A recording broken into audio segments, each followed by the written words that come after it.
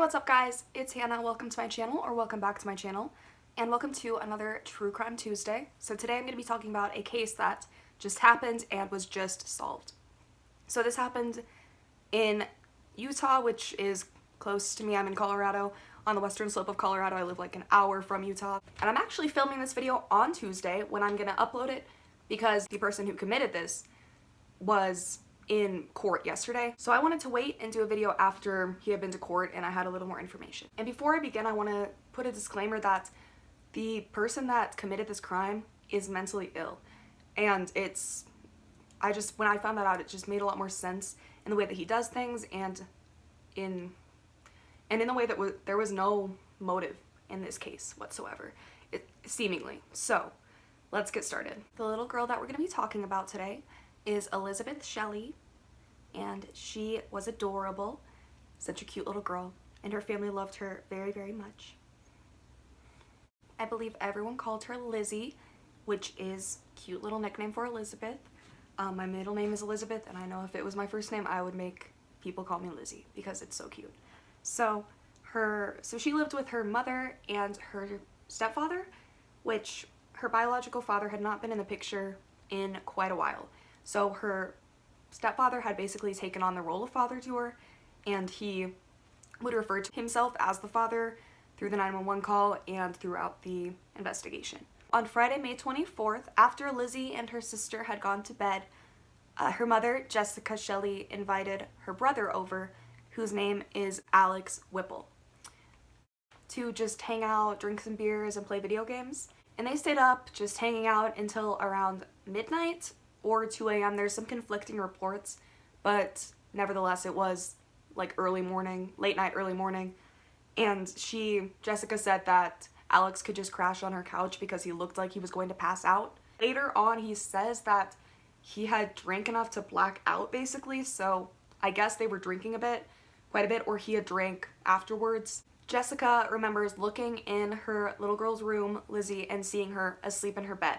And that was midnight, 2 a.m. So that's the last time that she saw her and the last time that she saw Alex with her at home. On Saturday, May 25th, the family woke up around 9:30 a.m. and Lizzy was not at the residence.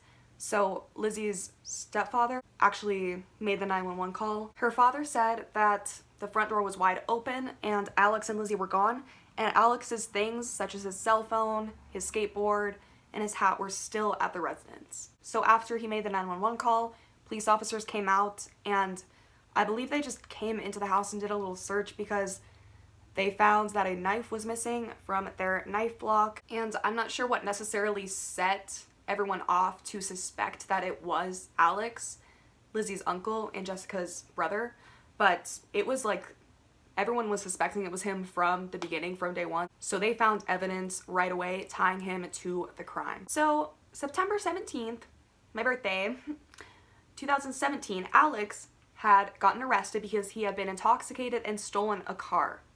And this is another instance where he said that he blacked out because he drank too much. So he was a felon and he was on probation. So if he wasn't on probation, I don't think they could have easily just brought him into the station and questioned him like they were able to do. But because they just found a little marijuana and a pipe, which is Utah, like very illegal there, they were able to just bring him in for that and hold him basically. So he was arrested that afternoon, Saturday. So while he was at the police station, he was waiting to be questioned. And since he was like there for a long time, I guess they took his handcuffs off. And this is like, I think this exhibits his mental illness. Just thinking that this might be normal and okay. While he was waiting, while he was not handcuffed, he starts licking his hands, trying to get the evidence off, which later we would find out it scratches and blood from Lizzy. And he also had dried blood on his pants, which the investigators saw, but they had to come back in and re-handcuff him as to preserve the evidence so he wouldn't lick it off of his hands.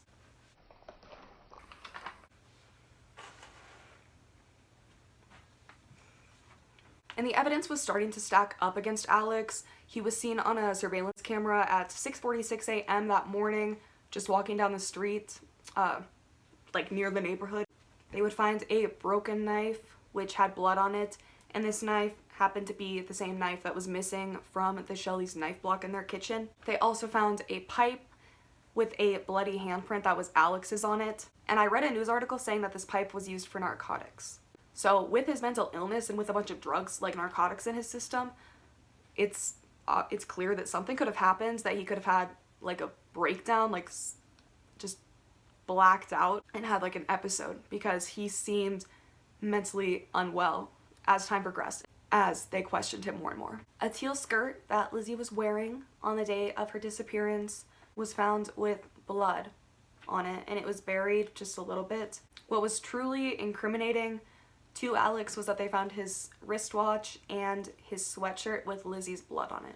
On May 29th, a press conference was held, and it was announced what they believed had happened to Lizzy and that this man was in the state's custody. So today at 10:45, in conjunction with Logan City Police Department, the Cache County Attorney's Office filed criminal charges against Alexander Whipple, to include 1 count of aggravated murder,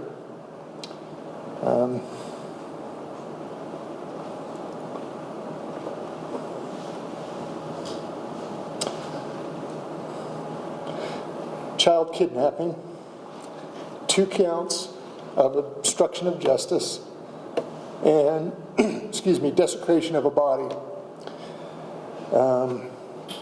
We're 96 hours in since Lizzy went missing.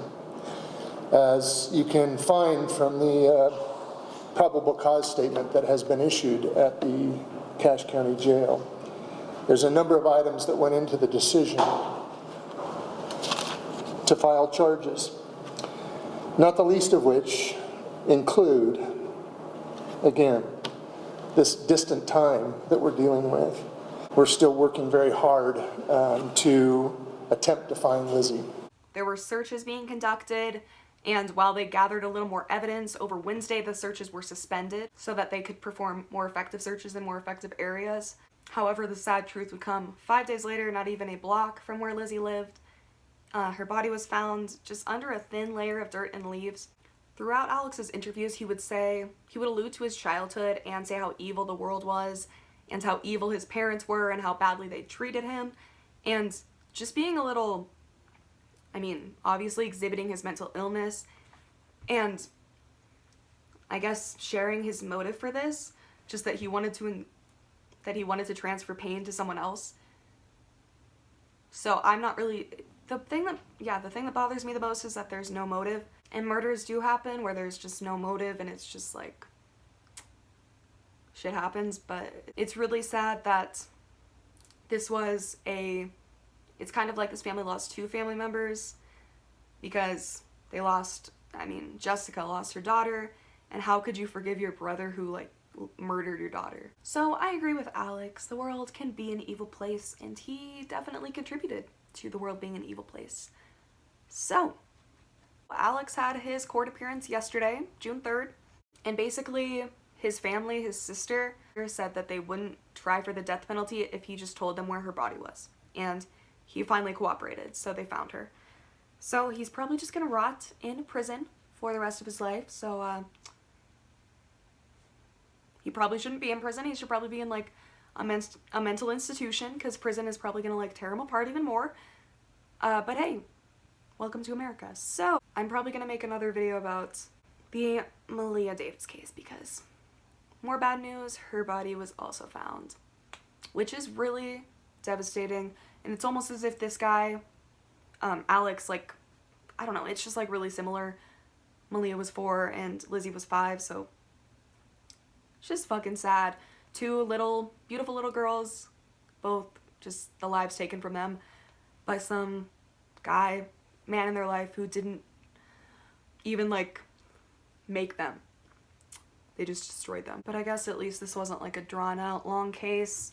Malia's was a little longer, but it's never good. So just send prayer and good thoughts to the family, because they're probably having a hell of a time. But thanks for joining me today, and thank you for tuning in to this very messed up story, and I will talk to you next time. Bye.